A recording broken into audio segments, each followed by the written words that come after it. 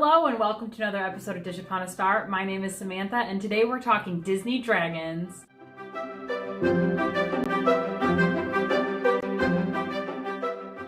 Now you're probably wondering, who are the Disney dragons in question? Glad you asked. This is probably as controversial a question as asking about who technically qualifies as a Disney princess, seeing as Google yields various results on who is an official Disney dragon and who isn't. But I'm basing my decisions on this. This is the 2016 Hidden Mickey Walt Disney World official Disney Dragon pin set. As you can see, I have them all. I will be ranking these 5 dragons plus another Disney dragon, the Reluctant Dragon, who I believe was wrongfully excluded from this set, giving us 6 total dragons to rank and discuss. The rankings are purely based on my opinions from watching their respective media. I'll be starting with my least favorite dragon and work my way up to my favorite. Before the end of the video, don't forget to give me a big thumbs up and hit that subscribe button if you haven't already. Don't forget to hit that bell so you can get notifications every time I post something new. Alright, let's get started with my number 6 pick. In the 1963 movie, The Sword in the Stone, we follow the journey of young Arthur, otherwise known as Wart, as a squire in training. He meets the powerful wizard Merlin, who tries to teach Wart there's more to life than being physically strong, and that wisdom and knowledge are just as important traits. Near the middle of the film, we're introduced to the character of Mad Madam Mim, a competitive witch who has some serious beef with Merlin. Mim and Merlin can both shapeshift using their powers, and the two decide to partake in a wizard's duel. The rules are no mineral or vegetable, only animals, no make-believe things like pink dragons and stuff, and no disappearing. Mim breaks the rules instantly by making herself disappear and then turns herself into an alligator, while Merlin transforms into a turtle. This pattern continues throughout the battle, where Mim transforms into larger, more terrifying creatures, while Merlin transforms into smaller ones to further his point to Wart that brain is sometimes better than brawn. The climax of the scene comes when Mim transforms herself into a purple dragon, because remember, she said no pink dragons. Did I say no purple dragons? Did I? Now it's kind of hard to gauge Mim as a dragon, as she's only one in the movie for less than a minute and a half, but the powers she portrays are fire breathing, and that's pretty standard in the Disney dragon sphere. We don't quite get to see the full extent of her dragon powers because Merlin transforms into a virus and infects Mim, resulting in his triumph. I was a little disappointed because seeing as she was dragon enough to be included in this pin set, again, a terrible metric for this ranking, we just don't see enough of her as a dragon. I can't tell if she can fly or not, and I'm really disappointed in her character design. She looks too cute to be a dragon, and many of her previous transformations were actually pretty fearsome, like the alligator. You'd think that a powerful witch who can turn herself into anything she wants would be able to conjure like a scarier looking dragon, but it just didn't do it for me. She looked like kind of goofy. It just seemed inconsistent with the character because we've already seen what she could do. And again, a little disappointing that Merlin could take her down using only a virus. That's why Mad Madam Mim is my number 6 rank for Disney dragons. Number 5. This spot goes to the Reluctant Dragon. So the Reluctant Dragon comes from the 1941 film of the same name. And it's actually a short inside of that film. So the full film tells the story about a man who comes to the Walt Disney Studios to pitch Walt an idea for a new film, and along the way he learns a little bit about the Disney animation process.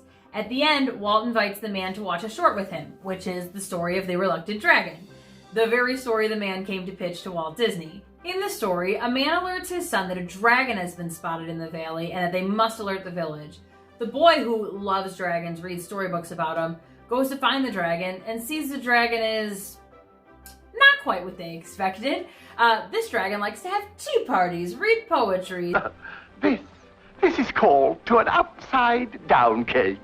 Sing, and he does not like to fight. The boy introduces the dragon to the town dragon slayer, Sir Giles, who is an old man who also enjoys poetry and the finer things in life. The dragon and Sir Giles agree to fight, but they end up staging it so it looks like the dragon wins. Then the villagers accept the dragon and he makes a vow not to be troublesome.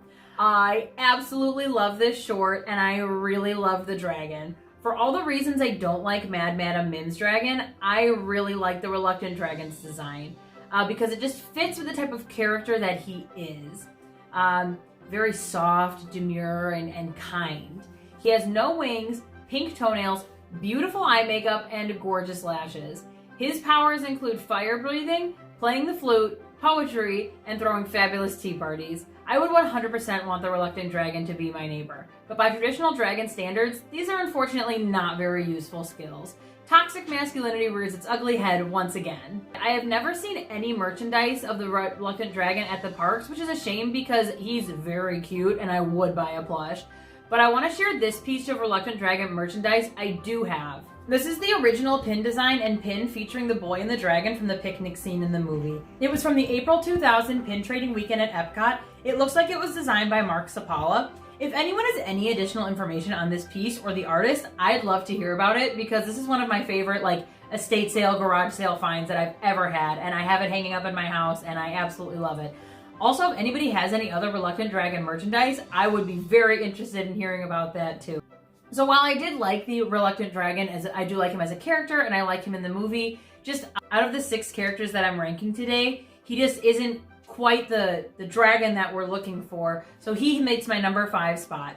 Number 4. This next dragon needs no introduction, but I'm gonna give him one anyways. We're talking about the fast-talking, fire-breathing guardian Mushu from 1998's Mulan. Mushu tasks himself with aiding Mulan in her pursuit to take her father's place in the Imperial Army after he accidentally destroys the family's true guardian, the Great Stone Dragon. In terms of stature, Mushu is definitely on the low end of the food chain here, seeing as he's only about a foot tall. His design is so unique compared to the other dragons since he's based on traditional Chinese dragons versus the European dragons, which inspired the design of many of the other Disney dragons that we're talking about today. But despite his small stature, when it comes to personality, Mushu is tops. Seeing as only half the Disney dragons speak, there isn't a whole lot of competition when it comes to dialogue, but he definitely has some of the funniest lines in the movie. Dishonor on your whole family. He is 100% overconfident in his abilities and often gives Mulan terrible advice when it comes to trying to get her to blend in with the other men at the camp. Despite his misguided attempts at helping Mulan to succeed, he's still a great caretaker, sidekick, and a supportive friend. How many of your friends would bite a guy's butt to get him to leave you alone? In terms of powers, Mushu has the standard fire breathing, but he's also immortal and can communicate with both humans and animals, which is pretty incredible.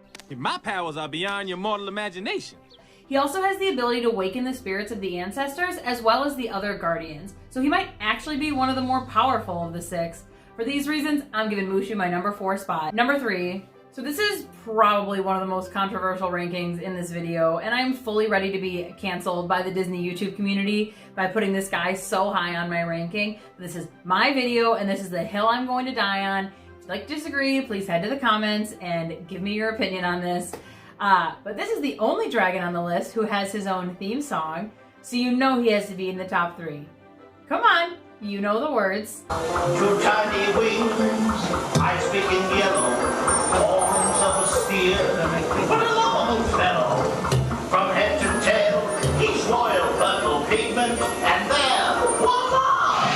You've got a Figment. My third runner-up is Figment from Journey into Imagination at Epcot. Figment, or the Figment of Imagination, made his debut in Epcot in 1982 in the Journey into Imagination attraction. From then until 1998, you could find Figment with his creator, Dreamfinder, teaching Disney park guests about the wonders of imagination. There is a fabulous episode of Defunctland on the history of this ride. I will link the video down below. Basically, closed, reopened with minimal Figment, closed again, opened again with more Figment, and no Dreamfinder. In terms of size, he's not quite Mushu size, but definitely not up to snuff with our competitors. He definitely ranks in what I would call the portable category of dragons. And again, like Mushu, he makes up for it with his incredible powers. Figment is quite literally the embodiment of imagination, so he can imagine and create literally anything out of nothing. He can also fly, duplicate himself, teleport, speak English, and shapeshift. He's the only dragon on the list who cannot breathe fire, but he can also produce items out of thin air using his imagination, and that has to account for something. He follows the standard Disney dragon design of being two-legged, kind of pot-bellied, and he is a pastel purple. In the original design for Figment, he was supposed to be green, but they changed him to purple because originally Journey into Imagination was sponsored by Kodak, and they thought that using a green would remind guests too much of their competitor Fujifilm. So they changed him to his purple, and they added his iconic red and yellow sweater because it comes in the Kodak colors. This troublesome dragon is cute to many, annoying to some, and adored by me. So that's why he gets my 3rd place spot. Do you think I'm doing a video on Disney dragons without talking about Maleficent? And you think she isn't going to be somewhere near the top?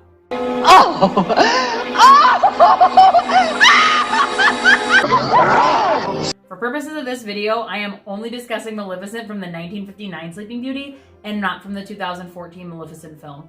Nothing against Angelina Jolie or, the cast of that film, but that's just not my favorite live-action reincarnation. Anyways, let's talk Maleficent as a dragon. The mistress of all evil really stepped up her game at the end of this film to show Prince Philip who's boss.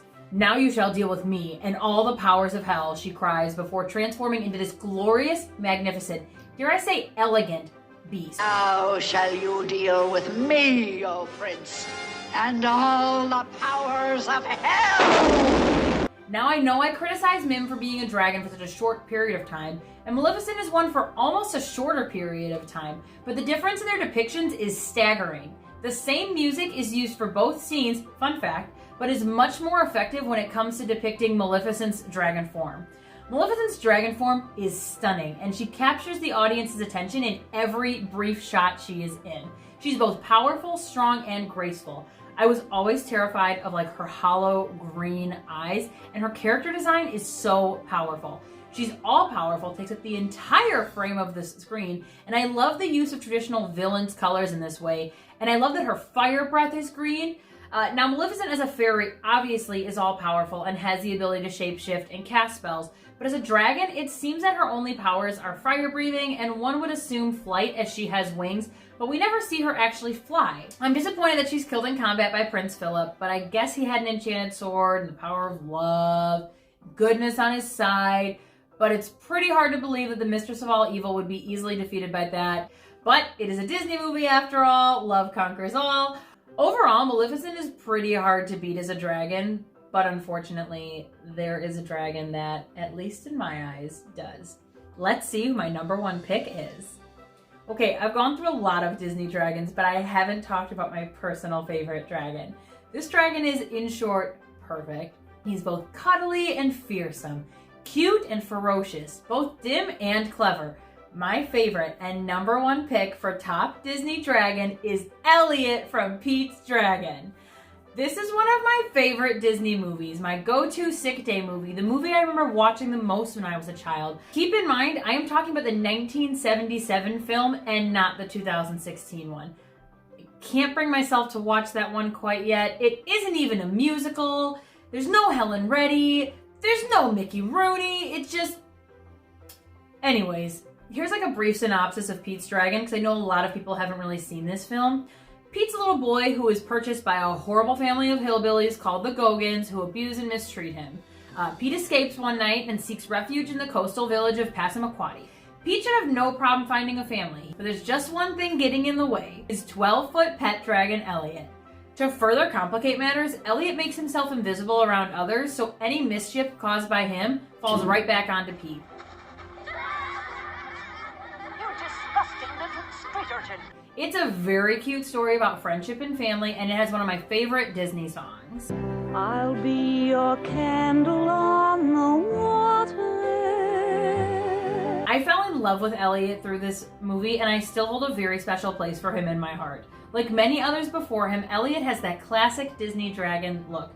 He's portly, walks on two legs, long tail, stubby arms. There's a whole song in the movie dedicated to which creatures make up which part of Elliot's build. He has the head of a camel, the neck of a crocodile. It sounds rather strange. What really sticks out to me is Elliot's color scheme. I love the use of pink on a male dragon, very progressive, and it complements his green coloring very nicely. I think the idea to give him such tiny wings to carry his large body is hilarious, and I adore his pink shaggy hairstyle. Elliot's a dragon who has the personality of a puppy dog. He's unaware of his large size, and he's very clumsy and mischievous. Despite his shy and bashful demeanor, Elliot is an incredibly powerful dragon. We've already talked about his flight capabilities, but he also can breathe fire, make himself disappear, is incredibly strong, and he can communicate with Pete without using English. He is loyal, brave, selfless, and very protective of Pete. And when this dragon gets angry, watch out. He can battle with the best of them. Do I think he could take Maleficent down? Probably not, but I do think he would put up a good fight. I wish Elliot had more representation in the parks and merchandise. The most representation, to my knowledge, that he's had in the parks was his float in the Main Street Electrical Parade. Whenever I do see Elliot merchandise, I try to scoop it up immediately. There aren't very many, but these are my Elliot pins. I have this vintage storybook that Eddie's sister got for me. My Elliot Jim Shore, Elliot ornament, Elliot plush, and my favorite piece of Elliot merch, this purse that Eddie's sister made me. That's right, she made it for me.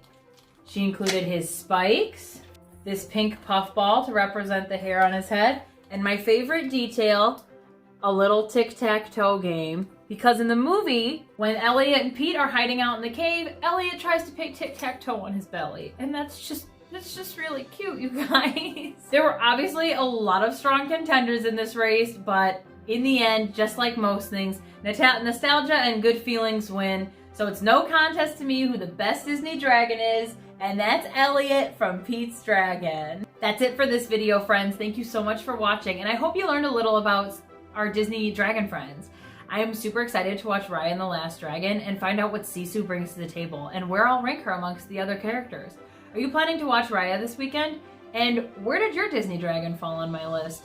Did I leave it out? Let me know in the comments. Thank you so much again. Have a magical day.